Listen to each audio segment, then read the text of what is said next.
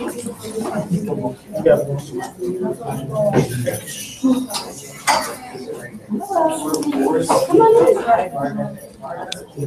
guys can pull up a chair. You guys can need chairs. Yeah.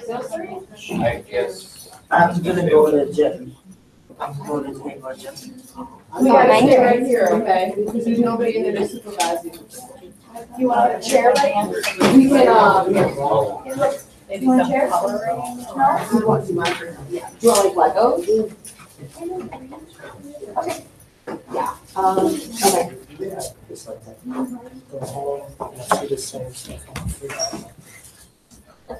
All right, guys, welcome. Thank you guys for coming. This is our first ever parents workshop. I'm the executive director here, Craig. When I came in May, we started all over. We brought in a new administration team, and I brought in my clinical director, Shauna. And throughout the course of that time, we started collaborating about how we're going to be able to bring the parents closer into what we do here. With the new direction of where we're placing the schools, we needed the parents to be part of the process. And this is our way of bringing the parents in closer. We have parents here now. We have parents that's going to be able to stream live and see this. And this is something that Ms. Shauna, my clinical director, come on now. My clinical director really felt it was very important is for us to have some workshops for parents. Because of the things that we're doing here at school, we would like for you guys to be able to do these things at home, but also understand how we're utilizing these social skills and the extra supports here at school. So throughout the rest of this year, once a month, correct? Once a month. We're going to have a new parent workshop. So thank you for coming. I really appreciate this. This is a great turnout. So I am going to turn this over to my clinical director, Sean. So yeah, I've had parents ask about having opportunities to socialize, to get together, and I thought this is a perfect venue. It's something I've done for several years at a gen ed school. It's gone real well. So I wanted to bring it here. And there's a lot of resources and things that I know parents have asked for that I want to be able to provide. So I have a flyer that I'll give you. We have in January, in January, we're going to talk about giving students a voice. So our speech department is going to talk about all the things to help support your students at home in the community and how to work with them. February, we are having a group come in and talk about guardianship, trust, all of those things to help with that transition process. And then we have the March and April, we have open. So I would like to get feedback from you guys as parents, is what you would like to hear more of. I have an idea in mind of having Protected Tomorrows, which is a group that talks about happening. Yes. I was going to contact them and have them come out. I also was going to maybe have an attorney come who could give more detail about guardianship and those types of things. But I'd like to hear from you guys. What would be of interest and what you'd like to know more of? Definitely the attorney. The attorney? Okay. Yeah, I spoke to one at a transition conference. Pace? Okay. We can look into that too, yeah. Absolutely. So for the zones, this is something we use throughout the whole school on some level or another. The zones are multifaceted. It goes from helping kids to identify emotions and then be able to tie in coping skills. So you work with your higher functioning, but it also works with the lower functioning because they tie to colors. So this way we can reach every student and provide a comprehensive program for them. So that's why the clinical team is going to tell you more about it, because that language, that verbiage, even visuals, you can bring home because it's something they're common and using here. All right, so we have Miss Mary, we have Heather who's helping with our online things, we have Miss Maddie, Miss Sarah, and Miss Sam, and Miss Iqbal who's helping out as well. So I am Mary, I'm a school therapist here.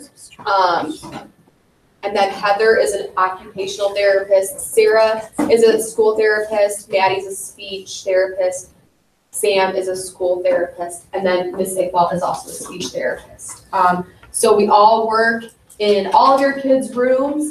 Even if we're not directly with your students, we interact with every single one of them every single day.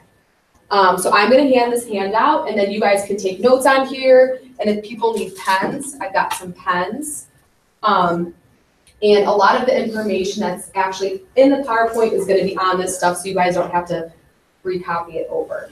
Do you guys wanna hand these out? And then here are pens if people need some. Here, sorry.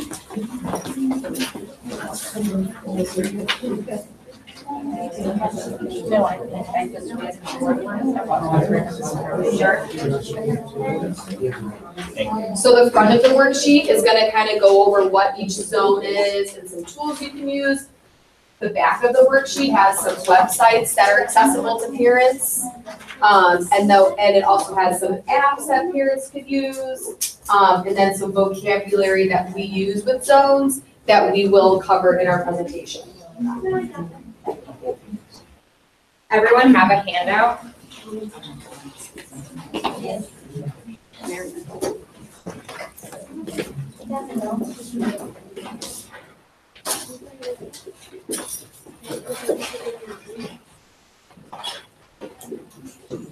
Does everybody have a handout? Does everybody have a pen? Awesome.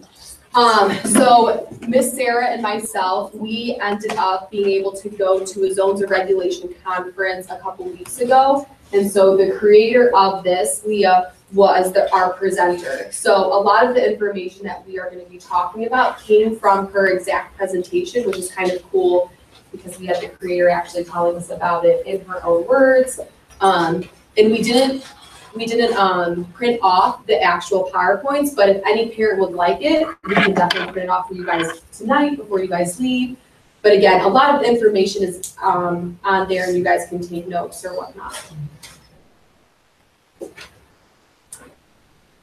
So zones of regulation, so Sam, will you? So we have the book up here. So if any parent at the end wants to come up and take a look, it kind of tells you what the chapters are, what we talk about in different zones, maybe some of the activities that we do. But it's really just a simple framework to figure out our feelings and our states, and how we can help our students regulate what they're feeling in appropriate ways. So does anybody really know what self-regulation is? I know I have a definition, but do people know what self-regulation is? Yeah? So kind of being able to take a situation or take an experience and regulate yourself. A lot of our students struggle with regulating their own bodies. A lot of our students also struggle maybe with co-regulating. So looking at my parent or looking at my peer, and how is my peer taking this situation and interpreting it, and how can I image that? How can I mirror that? So that is something that Zone does a really good job of. I know some of the lighting is a little hard, but my 3 different pictures are all with sleeping. So kind of that arousal state, that alertness. So if you're having a really hard time falling asleep, what is your alertness at? Are you really awake? Are you not so awake? Are you ready for your day? If you keep on snoozing your alarm clock, again, what is that arousal? What is that alertness? Are you ready for your day if you have to snooze it 4 or 5 times? And then the last picture is, oh, great rest of sleep. I'm ready for my day, which I don't know how much we all wake up like that very often, but so that is obviously the ideal image of how we would want to wake up and start our day, kind of like, yes, I'm ready for this day. So then we talk about emotional regulation, and that is really, again, with the zone. So we as adults have a lot of emotions, but our kids also have a lot of emotions. And one thing that's hard for our kids is learning ways to express those emotions in positive ways. So zones, again, goes over ways to express our emotions in a positive way. So we really want to help our students, as it says, just kind of figure out our emotional response. So if this happens to me, what can I do to be appropriate? There's an intrinsic. You guys got it? And the other one, and intrinsic is really about like what's going on inside. So again, if we were to self-reflect and think about a certain maybe like when you're getting your favorite meal, what's going on inside when you're eating, your favorite piece of pizza.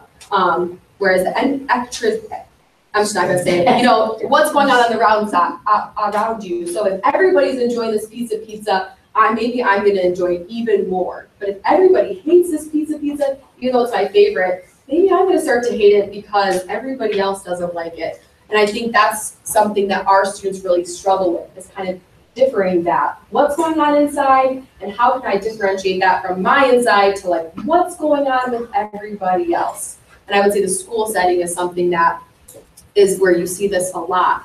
If I can self-regulate myself, but my peer can't, what are my behaviors going to be? Am I going to change? Even though I know I can self-regulate, is that going to change? So that's something that we see in school for sure.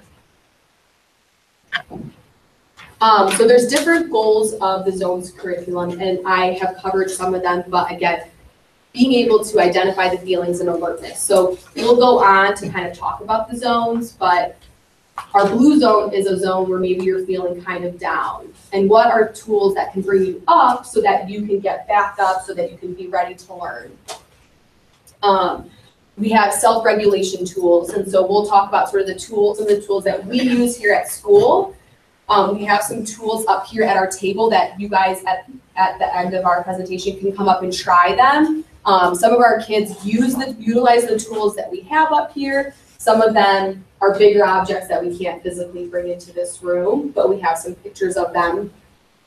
And then the appropriate ways to use tools. We have some fidgets over there, and I would say some of our students really like fidgets. Maybe it's playing with Play-Doh, or having those fidget spinners, and other students use those fidget spinners and it's like, woo, this is a toy. Or, you have the Play-Doh, it's like, let me build a snowman. And they're not really helping you regulate yourself. It's more of, this is a fun thing just to play with.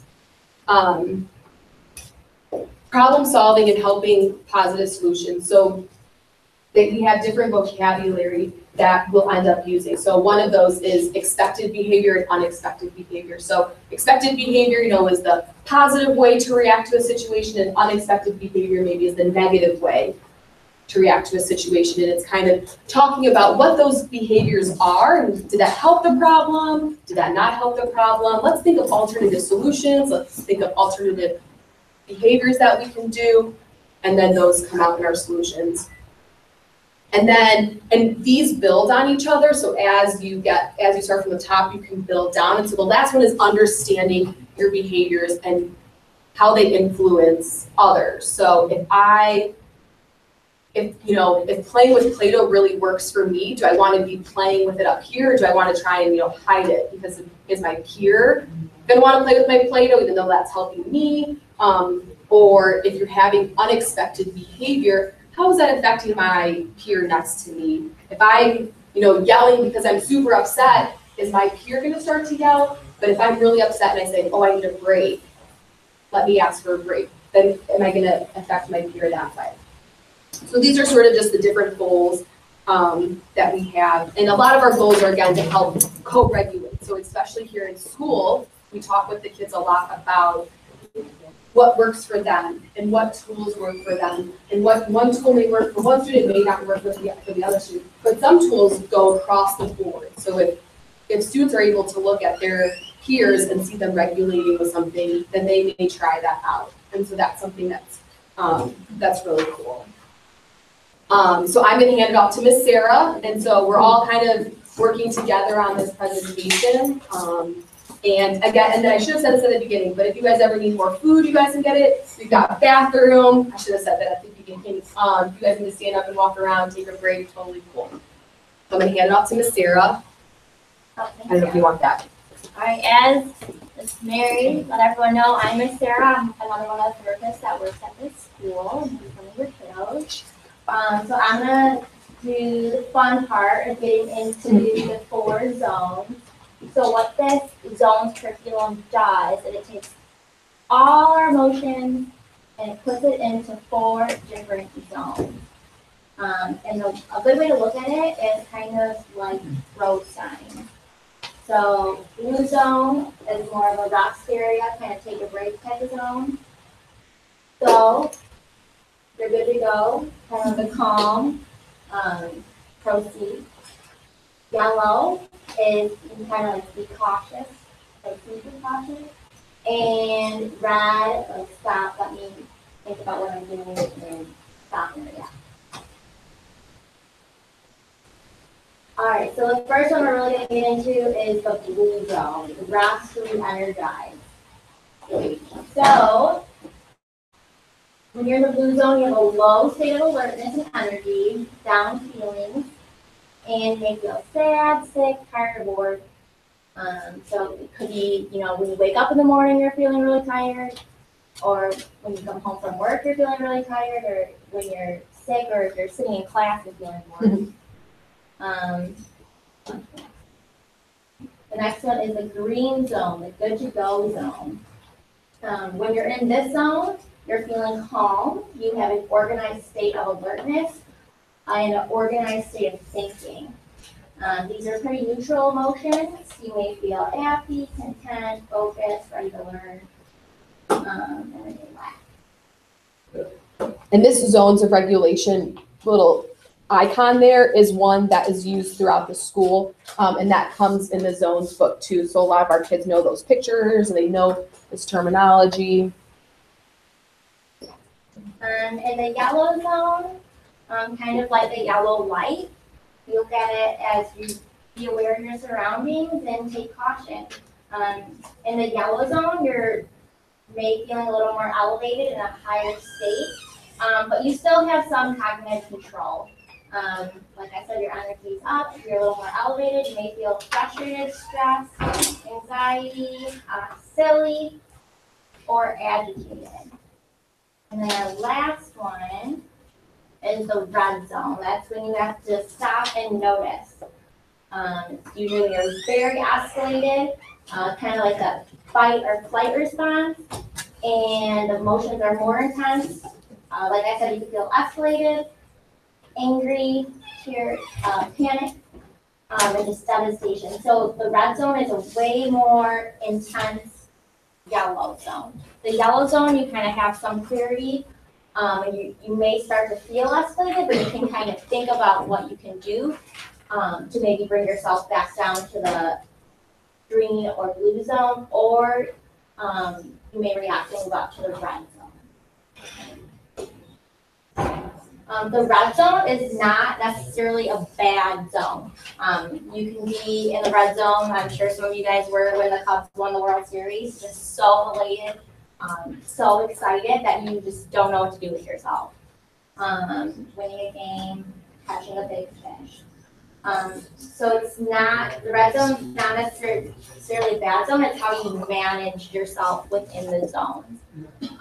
So it's okay to be in the blue, the yellow, the red, the green zone, as long as you're able to control your behaviors and control your actions in those zones. Can I interrupt, Sarah? Yeah. So I also want to make sure that we are telling our kids that all these emotions that they're experiencing is totally normal. Yeah. Like, we want to normalize that everyone gets mad. It's just about how we handle ourselves when we're mad. Are we totally out of control and can't be brought down? Or are we kind of receptive to either staff or adult intervention or maybe some other calming techniques? Because we're not going to stop anyone from feeling any sort of way. We're human beings, our kids too. So I wanted to put that out there too, to think about, even though our kids are dysregulated, more so than maybe us in the room, they have the same emotions that we all have, and it's just about working through those emotions. Excuse me. Working through those emotions and being able to manage our bodies. That's it. Yeah, I think you're taking over. Sorry. Yeah, I know the slide was next one. Oh, Miss Maddie. Oh, sorry, it's missing. Yep. it's Miss Hi, Maddie. I'm Miss Maddie. I get too excited. I'm speech therapist here.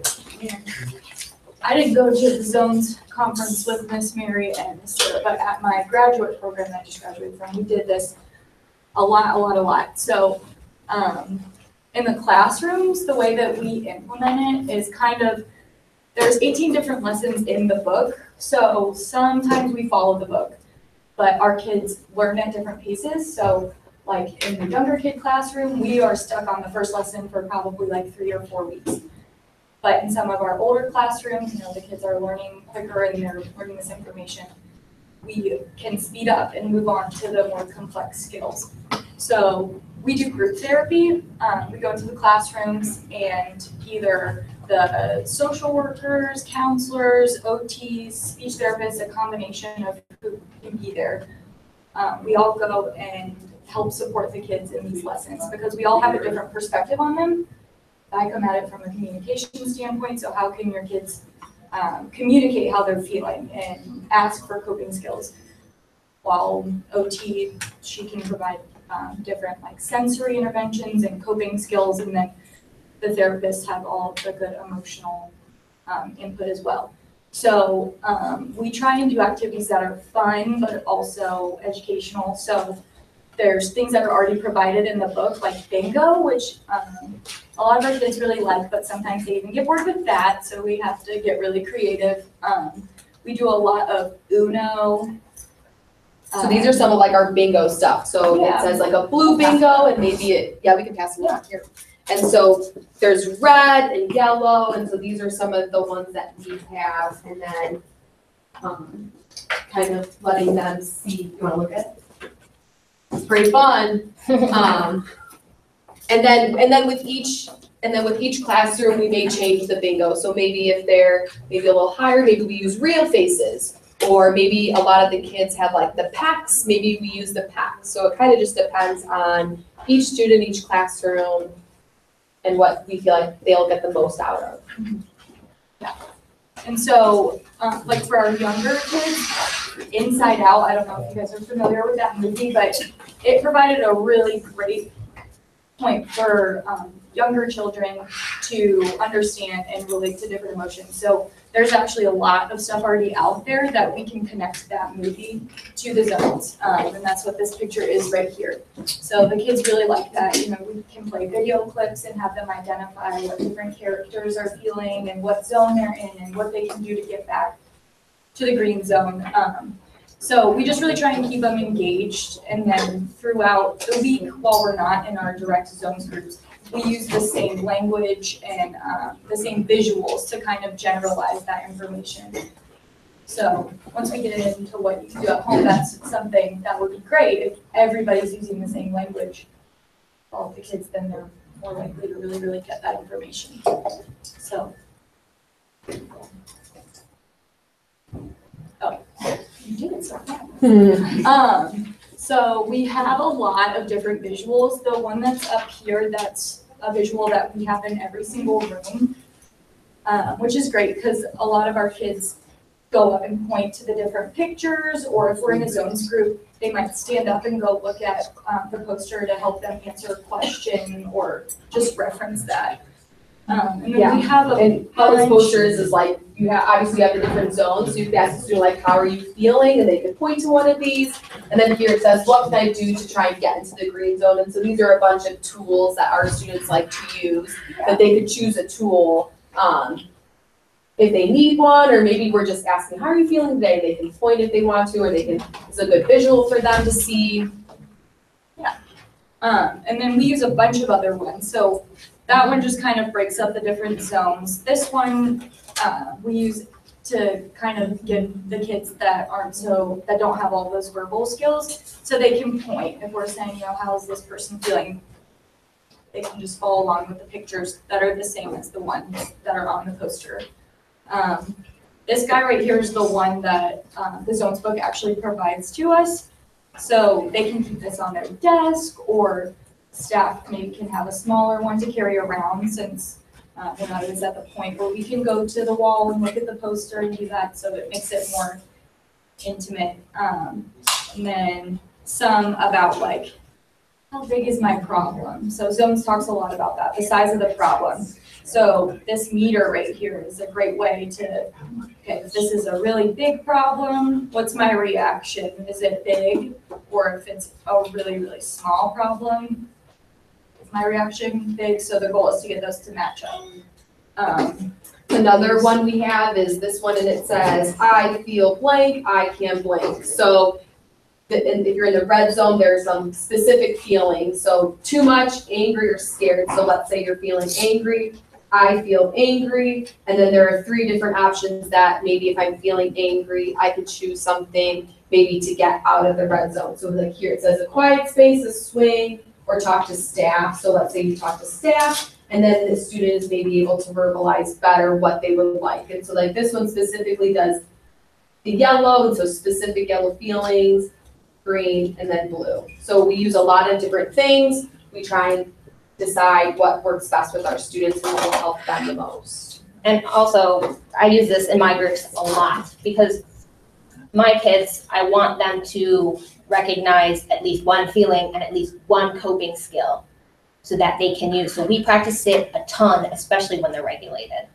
You might not think that it would be as important when they're regulated, but that's when they're going to be able to absorb that information to make those connections so that eventually when they're dysregulated, maybe they're, feeling really, really sad or really scared, we can bring this out, we can go to the board, whatever we have available on hand, and actually implement it in the moment so that it helps. So practicing when they're regulated is really important. Yeah, let's pass this one. Yeah, we just use a lot of different visuals. And so we will talk about stuff you can use at home, but if there's ever like a visual, maybe you're like, oh, that was really cool. Like, is that something I could utilize at home? You can talk to us specifically to like after this, and any questions that you guys have, for sure. We can help you guys out with those. Let's switch places with Yeah, I got you, Miss Heather. Thanks. Okay. My name's Heather. I am the CODA here, so I have some of the classrooms for OT, for occupational therapy. So I'm just going to talk a little bit about some of the tools that we use here at school, and then some tools that you can also use at home. So when we're looking at tools that we use at school, we have a list here, and I believe the handout also had a list of some tools that are useful for a lot of our students. So like deep breathing, doing different counting, deep pressure. Here we have the benefit of having our various sensory rooms. So we have the star room, which is a nice dark, quiet place. It has just some gentle lights. You can play some slow music in there. We have the ocean room, our new library, and then where I'm at in the OT room, we have a couple of different swings. We have monkey bars that students can climb on and crash from, and then some of the equipment here, like the deep pressure machine is there also, so we have that benefit. A lot of our students benefit from just taking walking breaks, even something that simple. If something's going on in the classroom, they're able to just get out, walk, take a couple laps. We have sometimes on the walking breaks, we'll add like a weighted backpack. If they need a little bit of both of that, they need that deep pressure and just that movement. So walking breaks are good. A lot of our classrooms also have quiet corners that are just maybe some carpet squares or some bean bags, some pillows that they can go to relax. If they have a few minutes in between academic subjects, they can go visit the quiet corner. That kind of keeps them regulated and ready to go when the next subject comes. And then again, mentioning like calming music, which is, good for all of us. I think a lot of us even like to listen to music of different kinds to just unwind and relax. So this is just a couple of little pictures. So like with things like the deep breathing, we have, I'm sure a lot of people have heard like the breathe in through the nose, like you're smelling the flowers, or like the similar guys, I'll say smelling the cookies, and then blowing out the candle. So doing that kind of guided therapeutic deep breathing. And you can use that with anything. I've seen like, oh, I got a pizza, it's really hot, let me smell it because it smells so good, but it's too hot, I can't eat it, I need to blow it out. So you can definitely manipulate that to whatever your kids like. Yeah, and we've talked to some students with these things. They may not know exactly what they need, and it's kind of up to us sometimes to help guide them through it.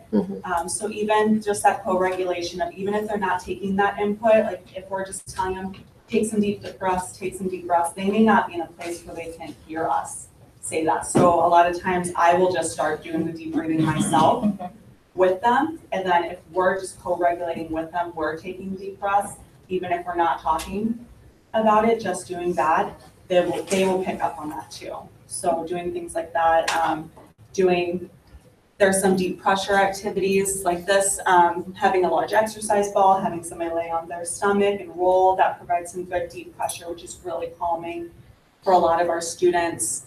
And then we have like some sensory bands, which, as Ms. Mary pointed out, we have a few over here, and you can just do anything with sensory bands. Our students tend to love it. We switch it up for the seasons, just new materials that we find that are fun, we'll kind of throw together.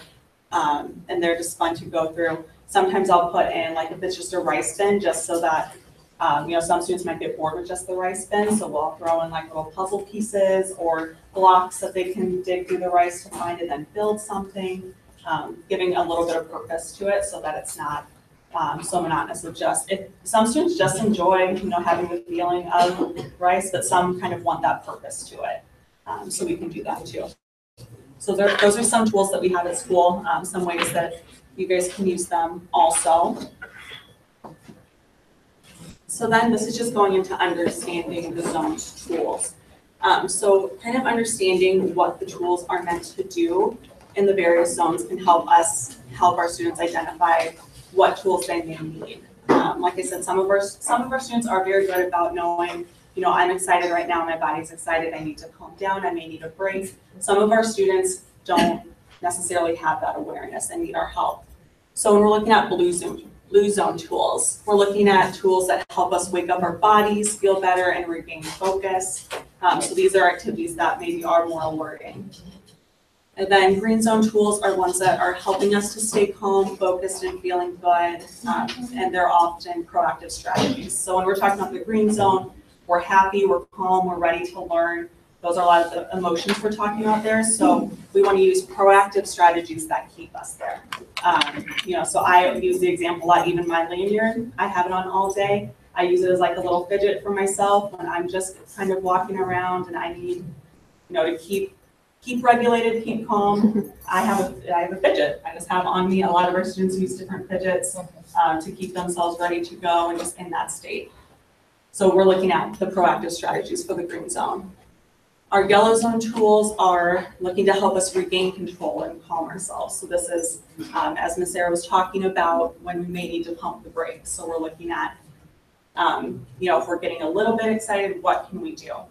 They may need a little bit of deep pressure, maybe a few deep breaths, maybe they need to count to 10, just to slow down and think about, how we're feeling and how we can best handle that.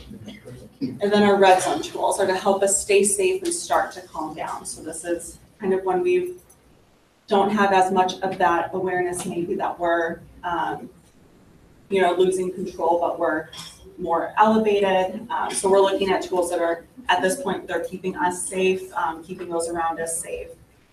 And then we want to start to move to that calmer state. So that's where we're looking at there. So, Okay, so I'm going to hand off to Miss Sam. hey everybody, thanks for coming. So the big question is, how do we use it at home? We have all these tools at school. We have these really cool sensory rooms. We have the luxury of having really awesome trained staff, but a lot of the stuff we need to do is incorporate some of our tools at home. Remember, just tools are another word for coping strategies. So it's just another thing that we want to get them to use, and it's hard. So first up is you guys came here, and that's amazing. You guys are gonna learn the vocabulary, and you'll be able to utilize that at home. So if maybe you notice your kid is really tired that day, you could recognize that, hey, you look like you're in the blue zone, and then be able to implement something to alert them. Maybe going on a walk, maybe just interacting with them, getting them to bounce in a ball or use a fidget to kind of help alert them because they're really low at that point. Maybe you notice your student, your child is so mad. They're clearly in the red zone and they are out of control. So that's a clue to us as staff and as parents that they need help. They can't necessarily do it on their own. They need to co-regulate. So being able to use that language, calling, noticing when they're feeling maybe not in the green recognizing when they are in the green zone. Hey, you look really calm today. You look like you're in the green zone. We also have the ability to use tons of visuals here. We have a lot of students that are nonverbal, a lot of students who really actually could benefit from visuals even if they are verbal.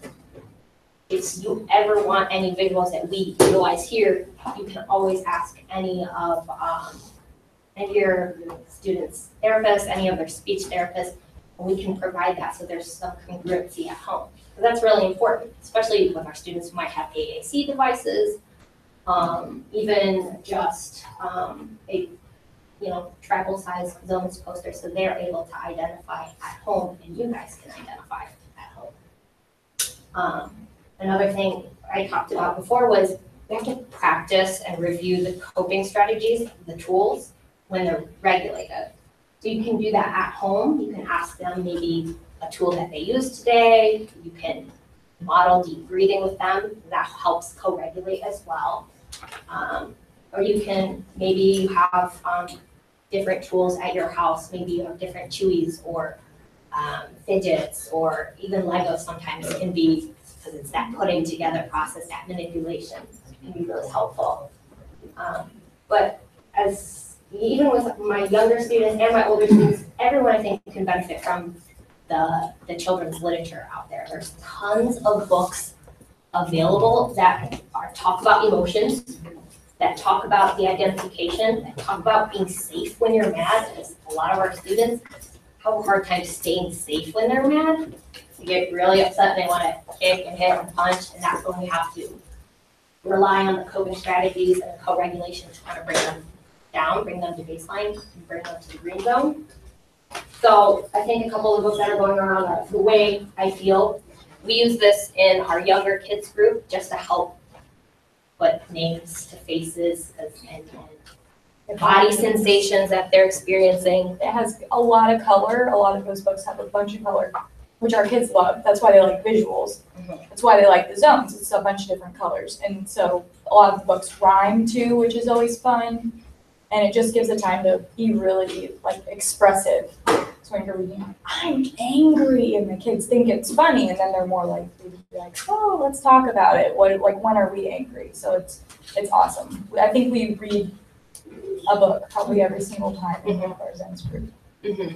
But there's also, even if we're not reading these awesome books, there are social stories out, and I've found tons of actually video social stories that talk about emotions. So even just going through emotions and maybe being able to tie them to a color, to a zone to help, strengthen that connection.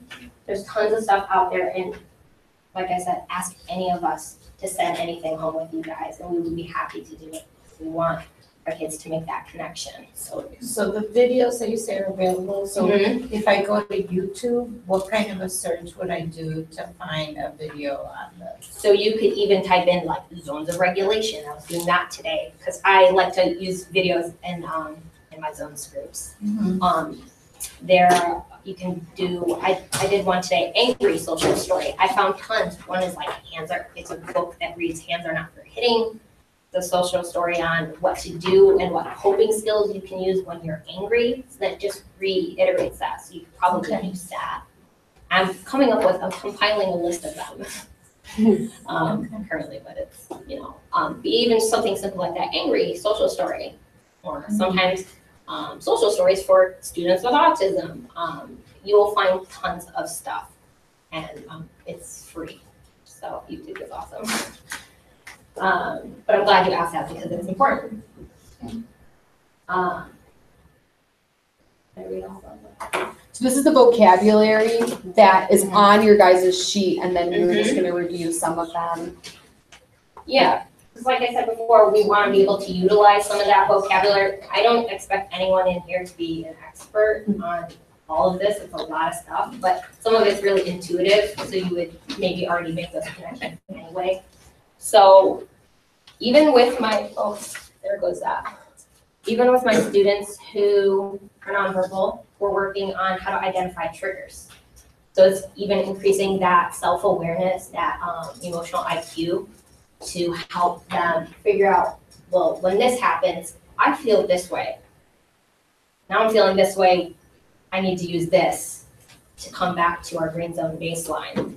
So this is a very short social story that I use actually today to talk about triggers, because that's kind of a topic that's difficult. You might not think that our kids will be able to understand what situations might happen that might move them out of the green zone. And that's what Zones talks about, 4 triggers. So that's gonna go around. If you guys have any questions about that after, let me know. I think we talked about what expected versus unexpected behavior. So if we have this a lot too, sometimes our students walk in and, scream really loud. We'll identify that, hey, that's an unexpected behavior because it's kind of against the social norm. You don't walk into buildings just in, hey, everybody, or screaming swear words or whatever you might be saying. So it's the expected behavior, behaviors that give people around you a good, happy, or comfortable thoughts. But when you are doing an unexpected behavior, people might not feel safe around you. You might not feel comfortable. In Zones, we also look at our kids' problems and try and identify whether or not it's a big problem, kind of a medium problem or a little problem.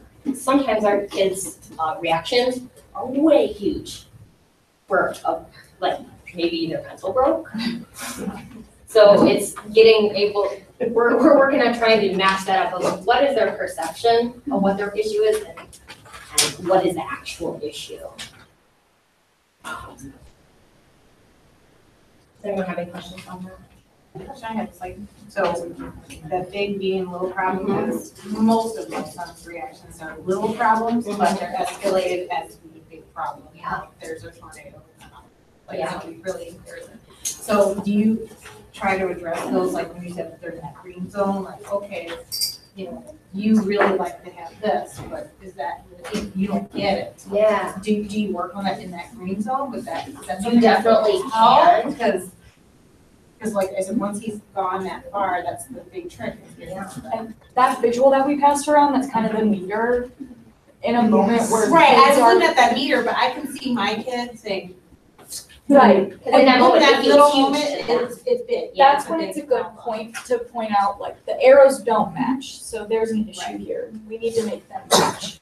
So when kids are in the red zone or the yellow zone, they're escalated, they're less likely to learn information, so those visuals, that can really help. And then once they've calmed down, maybe go back over it, why I said that was a small problem and maybe why your reaction was too big for that, what's something else we can do at that point, so. Processing when regulated, but trying to use less verbal communication, maybe more visual communication, because their cognitive processes aren't at their strongest when they're so Right, you upset. can't, like you said, you can't rationalize with them. Oh, you said she breathes with them or. But exactly, is you can co-regulate with them at that moment to get them to green zone so that you can come up with a different strategy and help bring about that self-awareness of, well, was that really a big problem? Your reaction was really big, but here's what I saw happen. And so I think it's important to process, especially when regulated practice. Right, especially because that when happens, it's usually the same problem. Same reaction. Yeah, so that's a really great question. So some other terms that we use will also be an inner coach. So that's just another way to say it's positive self-talk. You can tell when our students are, encouraging themselves and giving them positive self-talk. Usually when they're in the green zone, maybe we're providing that positive talk to them and they're internalizing it. But a lot of times our students are very critical of themselves and they're really hard on themselves and they internalize, and that's when that inner critic kicks in, where they're telling them, oh, you're so stupid, why would you do that? And we want to bring awareness to that of, is this accurate? Or is that your inner critic kicking in? And again, we adapt everything to the students' developmental, communication, emotional abilities. So I work with some of the students that they might not be able to understand that, but we're working on triggers and I'm adapting it to their needs. And eventually we'll get there, but it just might take longer. Again, tools or strategies or just techniques you can use to help calm yourself down or increase alertness.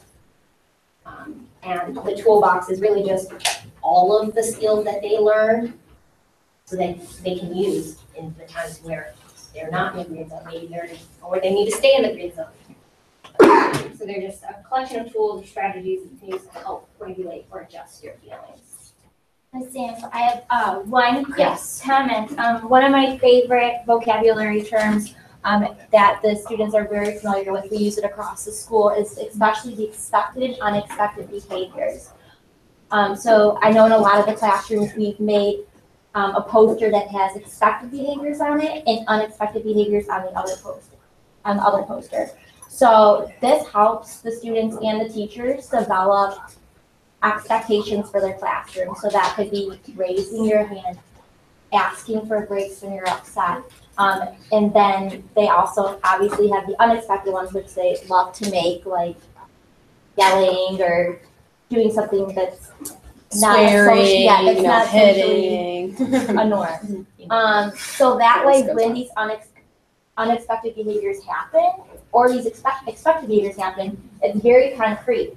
So they know when things are going successfully and what they're supposed to be doing, what they're not supposed to be doing. And then since, you guys are here and we're working on how we can implement it at home, expected and unexpected behaviors are great to use, like if you're going to the grocery store, if you're in the car, what's expected when you go to the grocery store? That you're gonna stay by my side, that you're gonna follow my directions.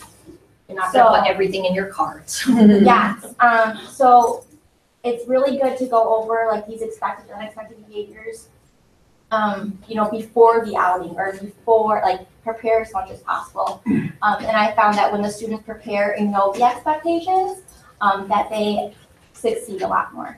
And also then you don't, as a parent, feel like, oh my gosh, my child, if you two have had this conversation of what the expected and unexpected behaviors are, you've had this conversation and it's kind of like you guys are on the same page. You guys can do this together because we're a team. We got to work together. That's what I always say in school. Like I'm on your team and you're on my team. So we got to be able to do this together to have a positive outcome. Yeah. I think you guys said it. Yeah. All right. So we are going to do a little activity. So please participate. Taking you guys back to school. So we're actually going to be talking just about what Sam was talking about, the size of the problem. So on one side of your sheet, it's going to actually say what the size of the problem. And so we've got 5 different problems, and there's a couple. I haven't handed them out yet. Oh! Sorry. Here, I'll give them to you guys. Start handing out. And if you guys flip it over, then there's actually an opening, and it says the size of the problem. And so what I would like you guys to think about is think of a problem that your child has and what the size of the problem would be for them and what the size of the problem would be for you. And maybe some tools that you would use and maybe tools that you feel like your child could use. And kind of see that, because that gives us an idea of perception, what our child or what our students are perceiving, and then how we perceive it. So you guys can jot some stuff down. Maybe I'll ask some people to share something. Right here. Did you guys get some? No? Oh. Miss Maggie. What? I'm just kidding. Oh, I'm sorry. And then, you guys didn't see this book, right? This one? Okay. So look at it, think about it.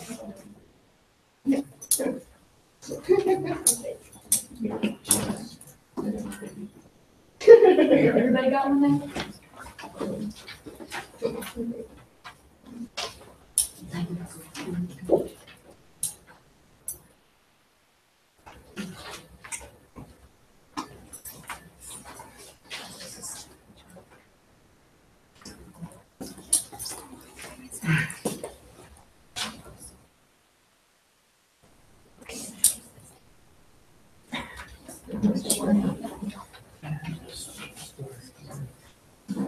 You can just think about it. You don't have to do this. So what I would like you to do is to think of a problem that maybe your child has, and just to identify where you think they would see the problem but maybe where you would see the problem. So for example, like you broke your pencil, okay, maybe to me, that's a small problem, I can just go sharpen it. But maybe I know that maybe I have one student who, if he breaks his pencil, oh my gosh, like he was in the middle of writing and now he can't writing and now his idea's gonna go away and now this is a massive problem. So something like that, where our perceptions are different, but to them it's big and to me it's small.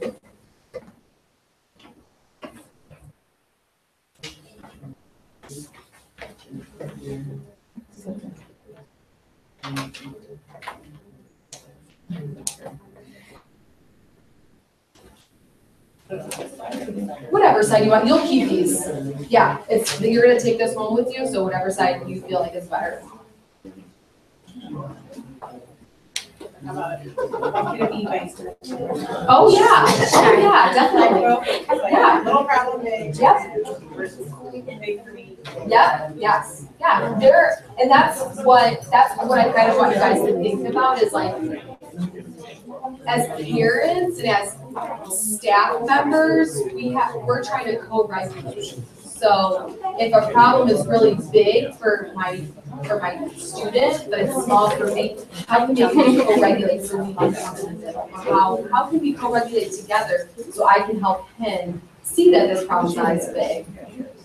Or vice versa, like you said.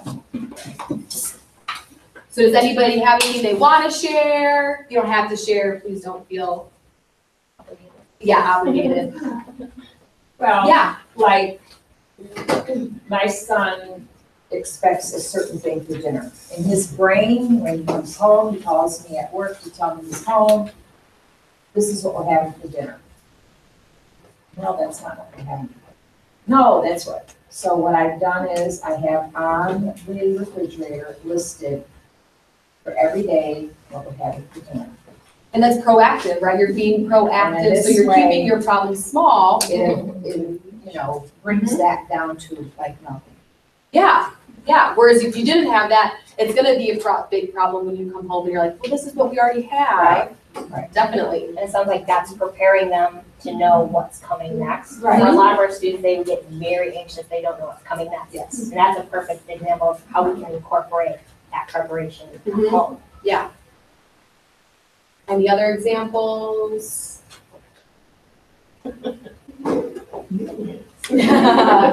Maybe too many to count. Yeah. My son loves our family dog. And, just like wanting that control, like he wants him to come sleep in his bed, but the dog's like attached to our bed, so like sometimes he would get really dysregulated just because the dog won't come with him. He just gets so angry.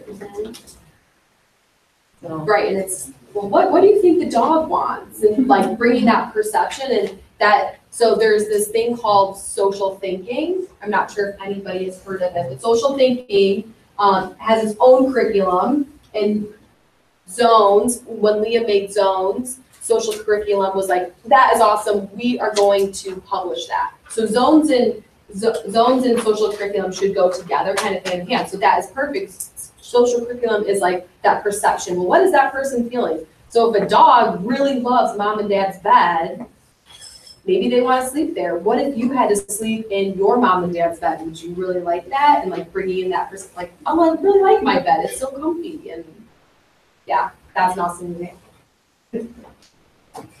Anything else?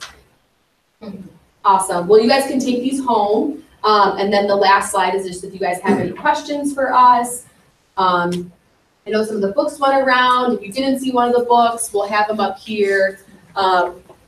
There are more tools up here that you guys can come and look, and this is kind of some of the things that we use with our students, or any of the visuals. And then if you guys have any specific questions for us, you guys are more than welcome to ask us. And then, or if you guys want to talk amongst each other about anything, but if there's any specific questions, we can answer them now. How long are we going to get? Zones? Yes. So a lot of us are new to Camelot, but Miss Shauna can answer that question. We've implemented 3 years, this will be the 3rd year. So a lot of the kids are very familiar with it. And then we transition from the zones into social thinking. which then leads on to what are other people thinking, what am I thinking, how are they reacting, how should I react? So it's a great, both those programs are excellent curriculum-based programs that we use. And so some of our students are like masters at zones, and some of our students are just learning zones now, or we implement them together, so it totally is dependent on the classroom that they're in. Nick takes yoga, special needs yoga, and they do not teach breathing like that. Because they say you breathe in and then you're letting it out, the good energy. So they say, and Nick will show you, he'll go like this, and he'll go, so that it's calming it down, and you do it like a choo-choo train. And then you do the other side, so you balance the brain and balance the activities. So that's something we practice at home. Yeah. So if anybody wants to do that, I mean, I gotta tell you that the yoga's really helped a lot, and that's one of the things is that breathing exercise. Yeah, and the zones does more of like that deep breathing. So some examples are like if you were to trace a rectangle, okay, you're gonna breathe in and then you're gonna hold it for a second. And then as I bring my finger down, you're gonna breathe out. And you're breathing out more because you're releasing more and you really have to push on your stomach to get everything out.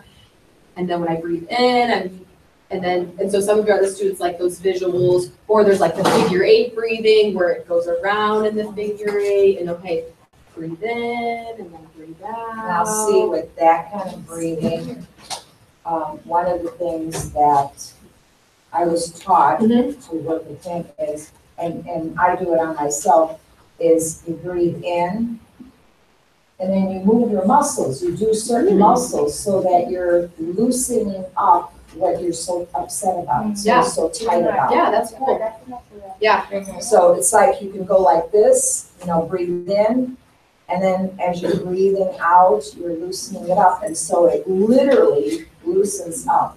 Yeah, I know some people do. I know one of our speech therapists talks about like, okay, I'm gonna tense my muscle, and how does that feel? Right. Okay, now I'm gonna relax it. How does that feel? And even without the breathing, but trying that stuff out, or like tense my whole body and relax. And how does that feel? That's a good thing to practice when you're regulated, so that you can figure out those different things.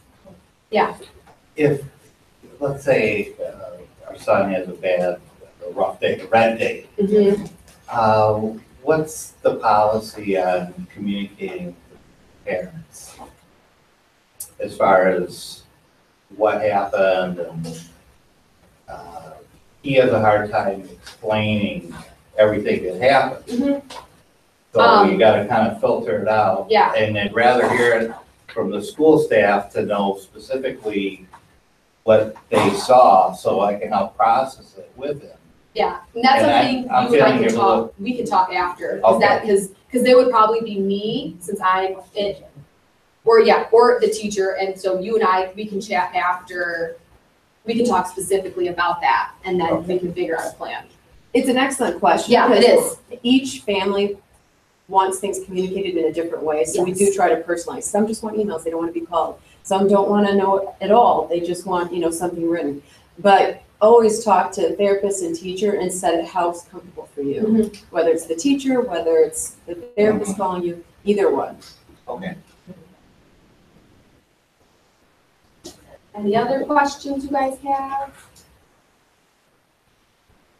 Awesome. Well, you guys can take anything that we gave you guys home. And then again, you guys can come up here and look at anything that you have, or you guys can chit chat with each other. Now would be a good time too, if you wanna explore someone maybe visual to send home in your kid's backpack or something like that. It's too bad that you didn't have that list of books before your book fair.